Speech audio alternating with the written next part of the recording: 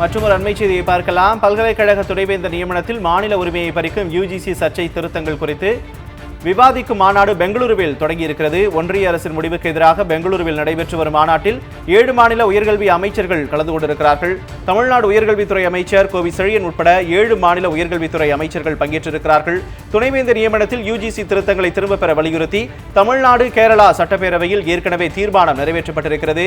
அண்மை செய்தியாக பார்த்துக் கொண்டிருக்கிறோம். பல்கலைக்கழக துணைவேந்தர் நியமனத்தில் மாநில உரிமையை பறிக்கும் யுஜிசி சர்ச்சை திருத்தங்கள் குறித்து விவாதிக்கும் மாநாடு பெங்களூருவில் தொடங்கி இருக்கிறது. ஒன்றிய அரசின் முடிவுக்கு எதிராக பெங்களூருவில் நடைபெற்று வரும் மாநாட்டில் 7 மாநில உயர்கல்வி அமைச்சர்கள் கலந்து கொண்டிருக்கிறார்கள். தமிழ்நாடு உயர்கல்வித்துறை அமைச்சர் கோவி செழியன் உட்பட 7 மாநில உயர்கல்வித்துறை அமைச்சர்கள் பங்கேற்றிருக்கிறார்கள்.